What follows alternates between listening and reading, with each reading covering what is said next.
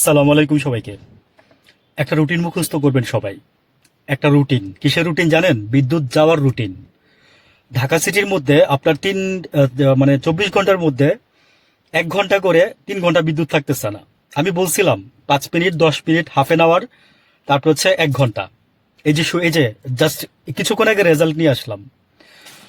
মানে ভাই, সব সহ্য করা যায়, মানে গ্যাস, পানি, বিদ্যুৎ, মানে মানুষের যে মৌলিক চাহিদার, মানে এই যে সামান্য কয়েকটা অংশ, এগুলো যদি না থাকে না, মানুষের মাথা তখন খারাপ হয়ে যায়।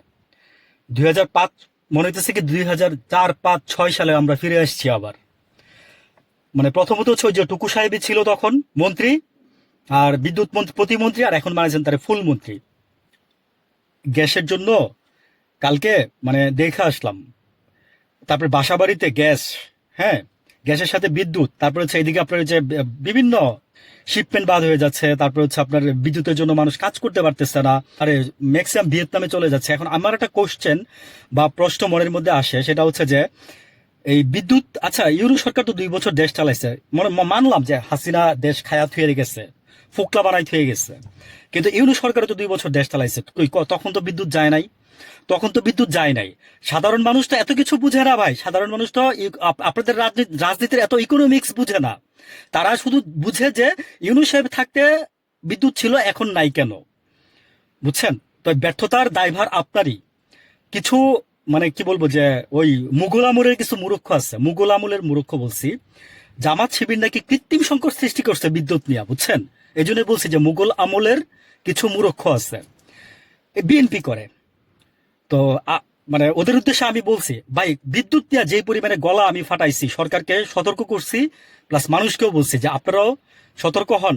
এই যে আসছে, এই দিন চলে আসছে আবার তারেক রহমান সাহেবের আমলে এবং ওনার আম্মার আমলে, এবং ধরেন বিএনপির আমলে বললাম, মানে বিএনপির আমলে কি আমরা এরকম, হাসিনা তো বেশি টাকা হইলো ভাই চুরিধারি করে কুইক রেন্টাল মেন্টাল হাবিজাবি বানাই দেওয়া হইলো, বিদ্যুৎ দিচ্ছে। কিন্তু আপনারা কি করতেছেন? আমি আপনারা ক্ষমতায় আসার 1 মাস পরে বলছিলাম যে দেখেন সামনে কিন্তু এই যে গরমকাল আসতেছে, মাইন্ড ইট। আমি মানে কথাগুলো আপনাদেরকে, মানে কি বলবো, যে প্রয়োজনের খাতিরে, মানুষের প্রয়োজনের খাতিরে, এবং আপনাদেরকে ভালোবেসে ভালোর উদ্দেশ্যে কথাগুলো বলছিলাম, সবার ভালোর উদ্দেশ্যে।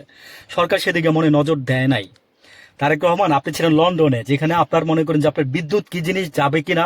আচ্ছা তারেক রহমান সাহেব, আপনি লন্ডনে বিদ্যুৎ চালাইতেন কিভাবে? উইথ ডিউ রেসপেক্ট, আপনার মানে না হলে আপনার বাসায় চিঠি আসতো, হ্যাঁ, যে আপনি আমার এখান থেকে বিদ্যুৎ নেন, আমার এখান থেকে বিদ্যুৎ নেন। 2 বছর টিকবেন কিনা সন্দেহ আছে যদি এই বিদ্যুৎ নিয়ে খেলামেলাটা করেন আপনারা। একটা অগ্রিম কথা বলে দিয়ে গেলাম আজকে। ভালো থাকবেন সবাই, আসসালামু আলাইকুম।